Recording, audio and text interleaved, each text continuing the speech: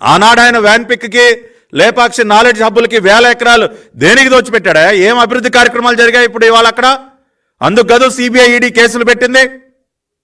ఇవాళ Jagan Reddy చేస్తున్నదేంటి? Solar power పార్కుల పేరుతో 1000 ఎకరాలు షిరిడి సాయి ఎలక్ట్రికల్స్కి, అరబిందోకి ఇష్టానుసారం దోచిపెట్టేయటమే కదా. అవి కదా అవినీతి కేటాయింపులు అంటే.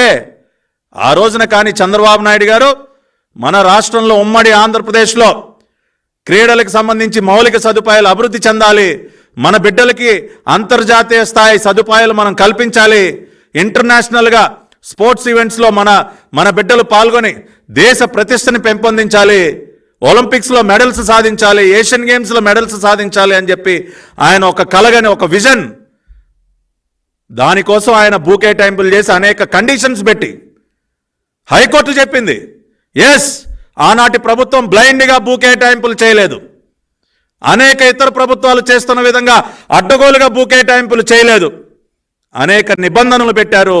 700 కోట్ల రూపాయలు పెట్టుబడి పెట్టి తీరాల్సిందే అని చెప్పి నిబంధన పెట్టారు. అకాడమీస్ నిర్మించాలి, ఇంటర్నేషనల్ ఈవెంట్స్ తీసుకురావాలి, ఇట్లా అనేక కండిషన్స్ పెట్టి భూ కేటాయింపులు చేసింది తెలుగుదేశం పార్టీ ప్రభుత్వం, చంద్రబాబు నాయుడు గారు ఆనాటి క్యాబినెట్. కాబట్టి దాన్ని తప్పుపట్టాల్సిన అవసరం లేదు అని చెప్పి చాలా స్పష్టంగా చెప్తూ వాళ్ళు ఏసీబీ కోర్టు ఇచ్చినటువంటి తీర్పు పైన హైకోర్టులో వాళ్ళు మళ్ళీ దాని రివ్యూ పిటిషన్ వేస్తే చాలా స్పష్టంగా the decision of the previous cabinet cannot be called an offence. I hold there are no grounds to allow the revision case and it is accordingly dismissed.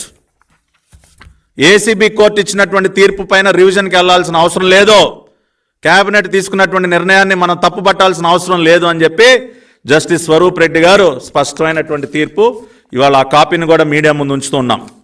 అంతేకాకుండా చివరగా నిన్న తెలంగాణ హైకోర్టు ఏదో తీర్పు ఇచ్చేసింది, అవినీతి రుజువైపోయిందని చెప్పి మాట్లాడుతూ ఉన్నారు. తెలంగాణ హైకోర్టు ఇచ్చినటువంటి తీర్పు ఏంటండి?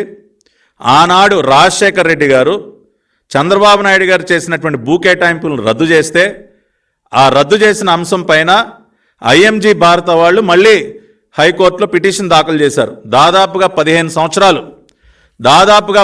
సంవత్సరాలు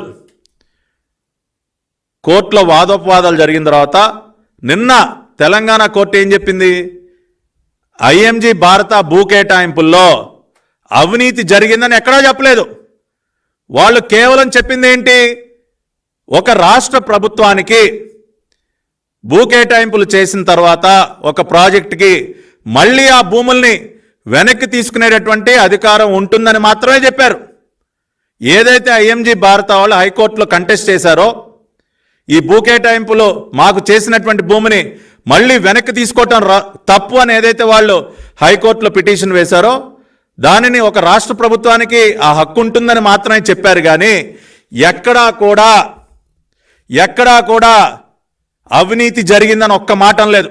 దానిని కూడా వక్రీకరిస్తూ ఉన్నారు. నేను ఛాలెంజ్ చేస్తూ ఉన్నా, తెలంగాణ హైకోర్టు ఏమైనా చంద్రబాబు నాయుడు గారు ఐఎంజీకి చేసినటువంటి భూ కేటాయింపుల్లో అవినీతి జరిగిందని ఏ రోజైనా చెప్పారా? ఇంకా ఎదురు ప్రశ్నించారు. పదే అవినీతి అంటా ఉంటే మరి మీరు ఆ రోజున భూ కేటాయింపులు చేసినటువంటి ఐఏఎస్ అధికారులపైన ఎందుకు చర్యలు తీసుకోలేదని తెలంగాణ హైకోర్టు ఎదురు ప్రశ్నించింది. దానికి సమాధానం చెప్పలేకపోయారు. కాబట్టి ఇవాళ ఒకదాని తర్వాత ఒకటి వీళ్ళు చేస్తున్నటువంటి తప్పుడు ఆరోపణలు ఏవైతే ఉన్నాయో అవన్నీ కూడా పచ్చి అబద్ధాలని చెప్పి దయచేసి రాష్ట్ర ప్రజలందరూ కూడా అర్థం చేసుకోండి. నేను ఛాలెంజ్ చేస్తా ఉన్నా, సజ్జల రామకృష్ణారెడ్డికి నేను ఛాలెంజ్ చేస్తా ఉన్నా, నీకు ధైర్యం ఉంటే ఇవాళ నేను విడుదల చేస్తున్నటువంటి ఈ తీర్పు కాపీ ఏదైతే ఉందో, గతంలో ఏపీ హైకోర్టు ఇచ్చినటువంటి తీర్పు కాపీ ఏదైతే ఉందో దీనిని నువ్వు తప్పుపట్టగలవా? దీనిలో ఉన్నటువంటి అంశాలు నిజం కాదని చెప్పే ధైర్యం నీకుందా అని చెప్పి నేను సజ్జల రామకృష్ణారెడ్డికి సవాల్ చేస్తా ఉన్నా.